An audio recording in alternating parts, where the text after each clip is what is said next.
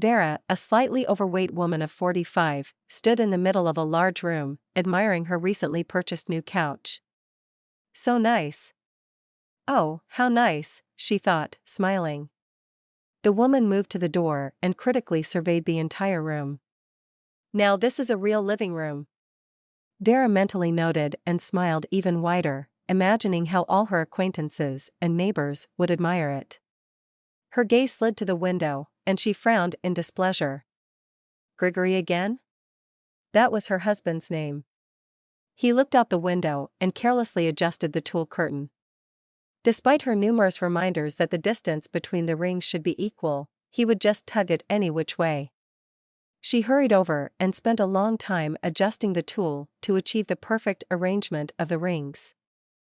Then, she stepped back to the door, looked for a while, and finally snorted in satisfaction. With no one at home, Vera leisurely walked through her domain, consisting of a spacious hallway she had turned into a small entrance hall, a kitchen, and 4 rooms. She lingered in each room, meticulously checking that everything was in its place. Dara was obsessed with cleanliness and order. Dara spent a long time in her son Victor's room, who had been serving in the army for the 2nd year, feeling a deep sense of satisfaction. Only here was everything perfect. In the rest of the apartment, Grigory and their 10-year-old daughter Larissa constantly made a mess and carelessly threw things around. She entered Larissa's room, displeased, closed a slightly ajar wardrobe door, straightened the curtains, and stared angrily at the bed where Marquise, the cat, was curled up in a peaceful slumber. Why? Why do they all need these silly creatures? Dara thought desperately. What good are they? None at all, just endless dirt and disorder. No understanding or sympathy for her efforts to keep the house in perfect order. Animals bring joy and peace to the house, they make people kinder, her husband would always tell her. Yeah, joy and peace, Vera said irritably aloud. Her ordeal began when Victor started school. One day, he came home from lessons and said that the next class hour's topic would be my favorite pet. And that everyone who had pets should prepare a short story about their lives. But I don't have one, he cried bitterly. The fact was, Victor had long been asking his mom for a yellow-green parakeet, like the ones living in the school's live corner. They're so cute, small. They hop so funnily and look at you with their little beady eyes, the boy excitedly told. I'll take care of it, feed it, clean its cage. Please, Mommy, please.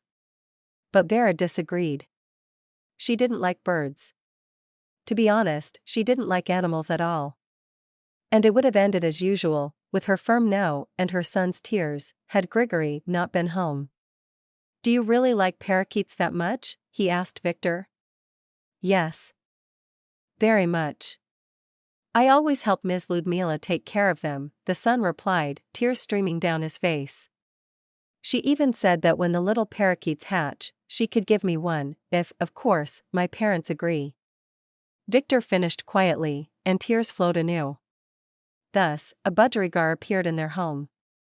The small lively bird immediately won the hearts of father and son.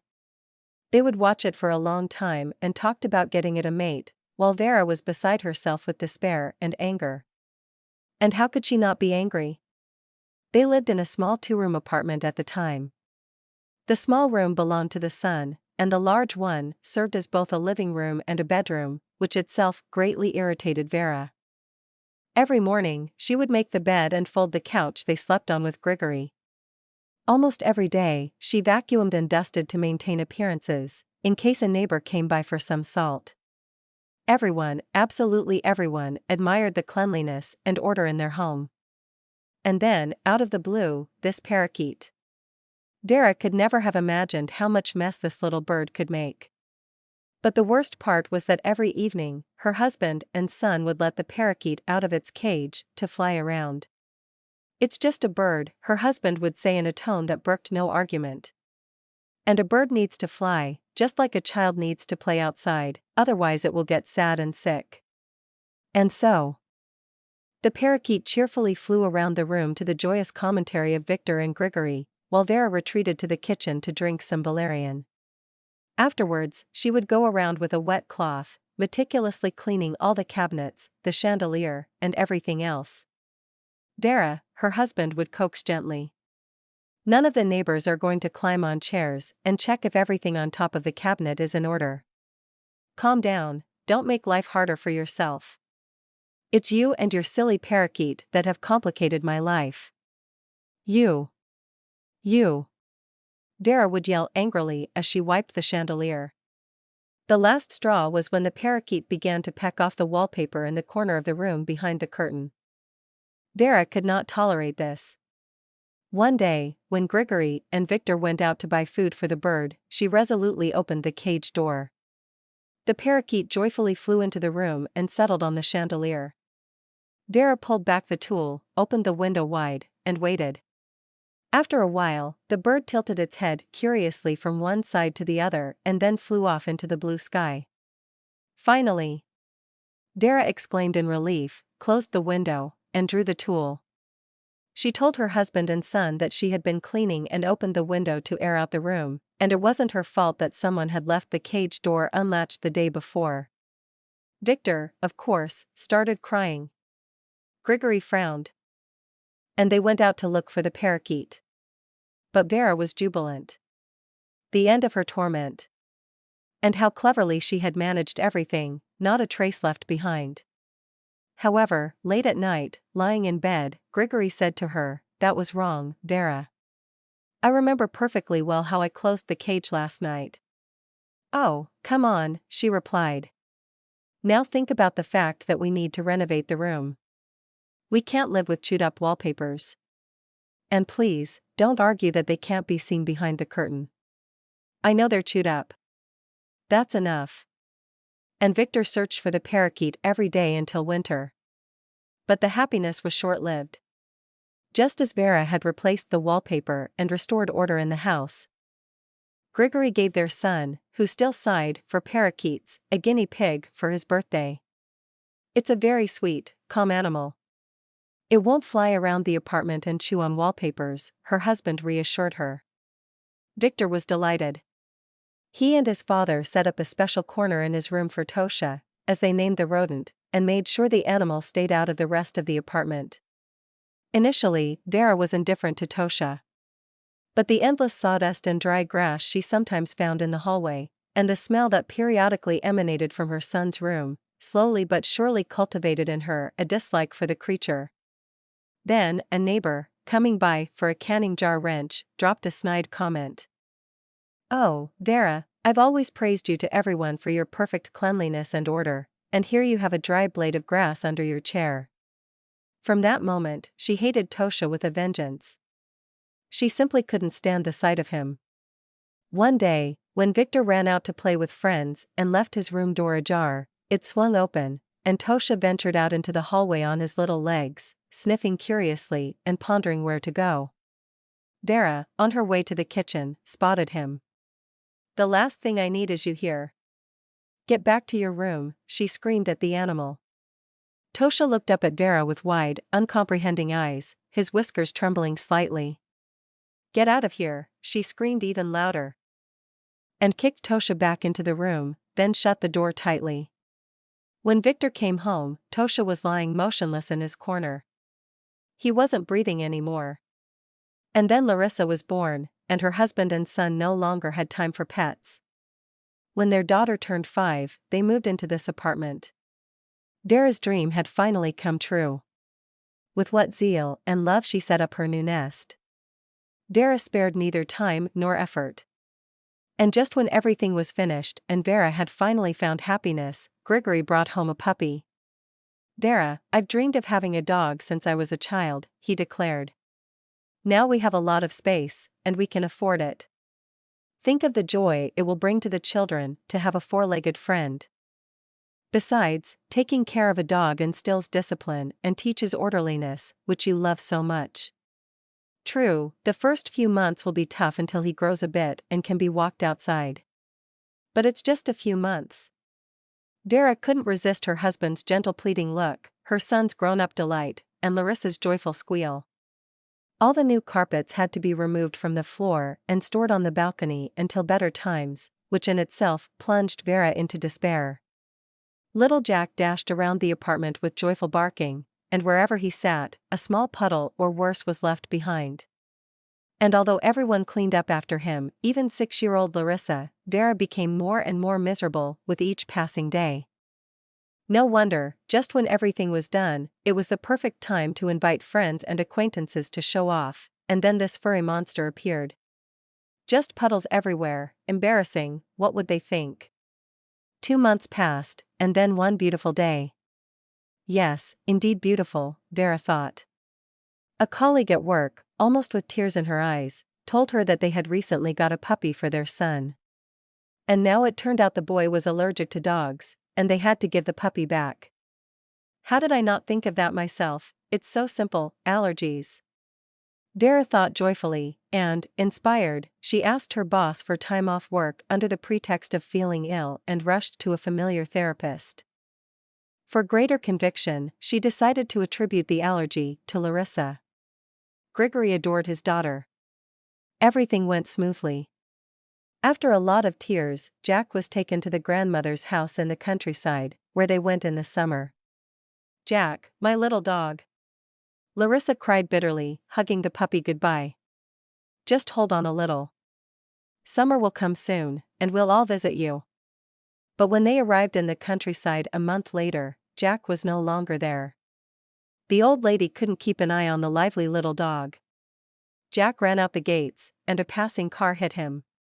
All these memories flashed through Vera's mind as she stood in her daughter's room, looking at the sleeping cat. A gift from the sun. That's how she mentally referred to Marquise. The thing was, for years ago, Grigory believed her when she brought the allergy certificate. But Victor didn't. He was 16 then, a difficult age. He started being rude to Vera, hinting at her lie, and his grades dropped. That's why he didn't go to university but joined the army. Almost before leaving, the son brought home a small kitten, a parting gift for Larissa. Victor loved his younger sister very much. And he also handed over a certificate stating that Larissa had no allergy to cats. Initially, Vera was fine with Marquise. She missed her son terribly, and the kitten reminded her of Victor. But as time went on, the longing dulled, and the cat grew up, breaking the cleanliness and order like all previous animals in their home. Not only was her fur everywhere, but she also sometimes damaged the furniture with her claws, despite having a scratching post at home. She destroyed the only plant that harmoniously complemented the living room's interior. Tore the tool chasing a fly. Could all her mischief be listed? Anger slowly rose in Vera's chest. To calm down, Vera left her daughter's room and went to the living room. She carefully sat on the new couch, lovingly stroking the smooth upholstery. Her full face melted into a happy, dreamy smile. Her fingers encountered a small roughness. Vera froze and slowly shifted her gaze. Her eyes widened in horror. On the brand new smooth couch was a barely noticeable scratch from a cat's claw. "You beast! You beast! May you drop dead!" Vera screamed throughout the apartment. Her face flushed. She shook with hatred and anger. Without thinking, she burst into her daughter's room and grabbed the cat. Grigory and Larissa noisily entered the apartment. They had been at the zoo. A new spacious enclosure for bears had opened. Cheerful and excited, they took turns telling Vera about the bear cubs. "Mom, look what we bought for Lucy," Larissa exclaimed, pulling a toy flashlight from the bag. The girl ran to her room. "Marquise, Marquise, where are you?" Her voice could be heard. "Mom, where's Marquise?" "She's not in the room." "How should I know where your cat is?" "The apartment is big, she's probably sleeping somewhere." "Let's go have dinner, everything's getting cold." At that moment, the doorbell rang. Standing at the door was a neighbor from the first floor. They lived on the 9th. "Grigory, is your cat at home?" the elderly woman addressed Grigory, who opened the door. "She's always at home. She doesn't go outside," the man was surprised. "We can't find her anywhere," Larissa rushed over. The neighbor called Grigory outside, then whispered to him. I went out to water the flowers under the balcony, and there's a cat lying there, looks like your Marquise. Grigory turned pale and went down with the neighbor. Look, she really looks like Marquise. He squatted down and touched the dead body with a trembling hand. Tears traitorously stung his eyes. It is Marquise, Grigory exhaled heavily. She must have fallen off the balcony, the neighbor said sorrowfully. Probably, Grigory managed to say, and looked up at the balcony. The frame was closed. The tool was neatly drawn. Listen, Mrs. Tamara, bring me a shovel, and I'll be right back. He looked at his wife with a heavy, contempt-filled gaze. Why do you hate everyone so much? What are you saying, Grigory? It was you who were smoking on the balcony before going to the zoo.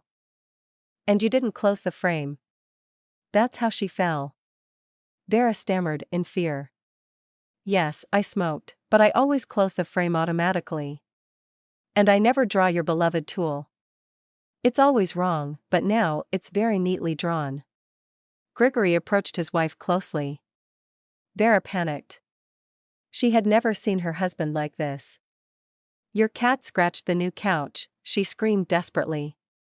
Her husband's fist slammed into the cabinet next to her face with all his might. With eyes wildly flashing, Grigory grabbed a knife from the kitchen. The couch, you say, she scratched. Here's your couch. Here. Here. Grigory furiously slashed the new couch with the knife and ran out of the apartment. Madness overwhelmed him. Not waiting for the elevator, he rushed down the stairs. The only word spinning in his head was scum. A piercing screech of brakes and a heavy impact forever interrupted this whirlwind of thoughts in his head. 25 years have passed. At the entrance, an elderly woman always sits on a bench. Hello, Mrs. Vera, the passing youth throw at her. She just silently nods back, continuously peering down the path leading from the bus stop. When Victor returned from the army and found out what had happened, he silently packed his things and left the house. Larissa didn't speak to anyone for a long time, doctors treated her. When she finished school, she moved to another city with her brother. Both blamed her for their father's death. Over all these years, they never visited. They simply erased her from their lives along with her apartment. No one disturbs her perfect order anymore, but lately, she finds herself increasingly recalling her husband's words, once said in jest. Vera, it's so clean here that sometimes you just want to spit. Want to spit. Want to spit.